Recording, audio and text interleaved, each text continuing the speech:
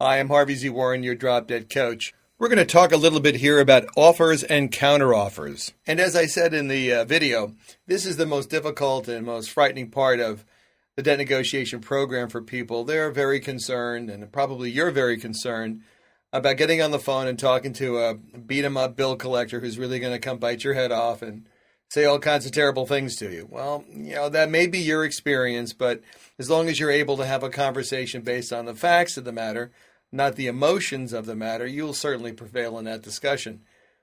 Your wallet does dictate the outcome. And I'm going to say that many, many times in the program, and it's true, because the reality here is that you can only pay so much, and likely you've got other creditors that you need to pay. The collector's going to make a demand of you. This is what their collection policy or their collection department has required of them for this month.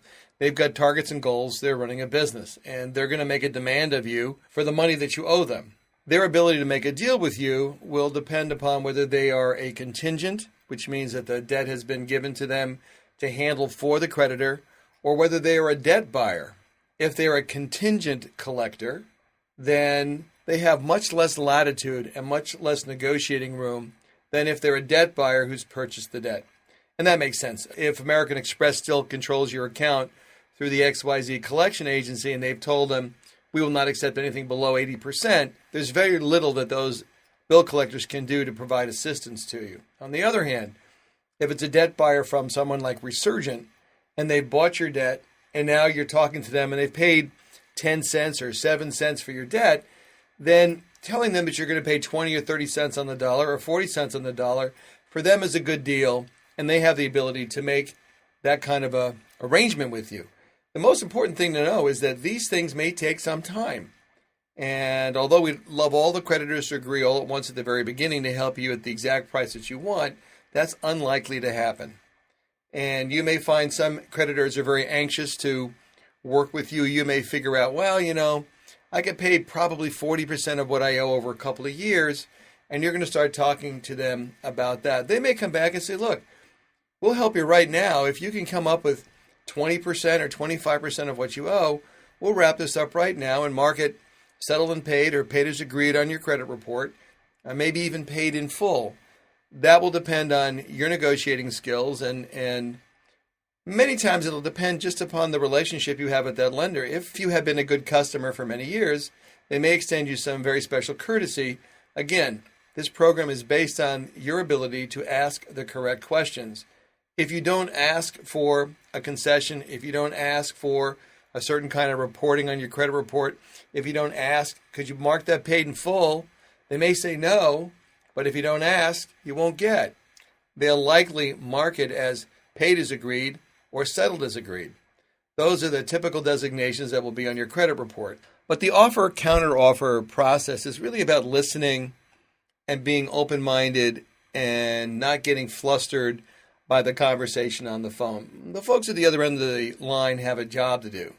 Those collectors have a duty to try and collect as much money as they can from their client, and they want to make sure that when you tell them that you can't pay, that that's really the truth. So they're going to maybe quiz you pretty closely and maybe get in your face a little bit, but that's okay. As long as you don't react to them and don't take the bait and start shouting back or start becoming confrontational, in the end of the day, the collector can't force you to pay what you don't have. And you just have to come to the conversation knowing that you control the conversation. The collector does not. The collector has a job to do, which is to collect the debt. You have the power in the conversation because ultimately, if you can't come to agreement, no matter how hard you try, and you've got an obstinate bill collector and they're pig-headed and come after you with everything they've got, well, then you've got the final say in federal court. You will go in front of a bankruptcy judge and you will say, excuse me, I can't pay these bills and my creditors will not work with me despite the fact that I've made all these what I think are fair offers because it's all that I can really do. I have no choice, Your Honor, but to go bankrupt. Having had those conversations with those collectors, it's likely that the judge is going to be able to assist you with a Chapter 7 instead of a Chapter 13. And that's kind of the goodie that you earn by doing this process. The goodie you earn is that in the really sad event that you have to go in front of a federal judge, that they're more likely to honor your request with a Chapter 7 and give you a full discharge and a fresh start that put you into a wage earner plan for a Chapter 13. You've already been in that movie. You've already spoken to your creditors. You've already made them a series of offers based on what you can pay.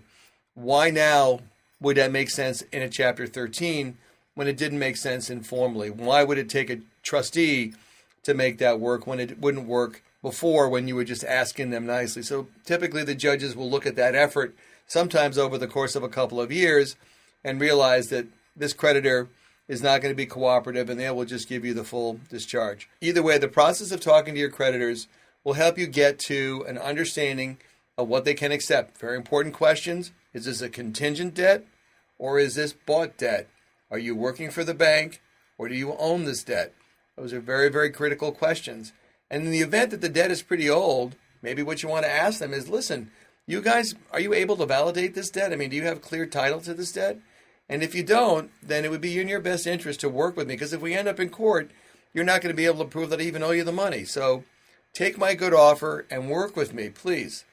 Those kinds of discussions, that kind of knowledge will help you to get the bill collector into a place where they're willing to help you and they'll back away from their position of hammering you. Because this is one of the most challenging parts of the whole program, I prepared a second audio with Lou Rodriguez to give you an example of how this conversation might go. I'm Harvey Z. Warren. This is Drop Dead.